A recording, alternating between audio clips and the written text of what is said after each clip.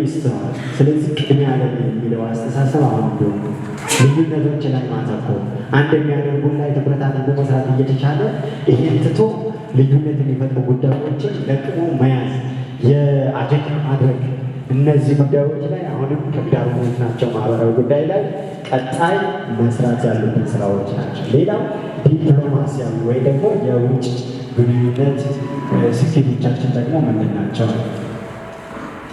በዓለም አቀፍ መድረክ ያንን ተሳትፎ በማጠናከር ብሔራዊ ጥቅማችንን ማስጠበቅ ትልቁ የዚያ በዓለም አቀፍ መድረክ ላይ ያንን ተሳትፎ በማጠናከር ብሔራዊ የሀገራችንን ጥቅም ማስጠበቅ። ስለዚህ እነዚህ ላይ እየተሰሩ ያሉ ነገሮች የሀገር ስናይ ጥሩ ነገሮች አሉ። ሀገራችን ጥቅሟን ለማስጠበቅ እየተሄደባቸው ያሉ ጉዳዮች የተሻሉ ነገሮች አሉ። ይህን ማስቀጠል ይኖርብናል። የጎረቤት ሀገሮች ጋር ከጎረቤት ሀገሮች ጋር ደግሞ ያሉ ግንኙነቶችን ማጠናከር ሚዛናዊ የውጭ ፖሊሲ በመከተል በዓለም አቀፍ መድረኮች ላይ ያለንን ተሳትፎ ከፍ ማድረግ ላይ ጥሩ ስኬቶች ተመዝግበዋል።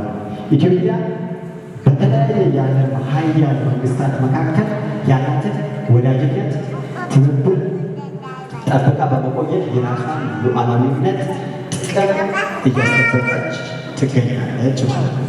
በተለይም በብሪክስ ሀገራት አባል መሆን መቻላችን በሀገራችን ያስገኘው ፋይዳ ኢትዮጵያ በቅርቡ የብሪክስ ፕላስ አባል መሆን መቻሏን በሀገራችን የዲፕሎማሲ ታሪክ ውስጥ ትልቅ ስኬት ነው ብሎ መውሰድ የሚያስፈልግ ነው የሚሆን።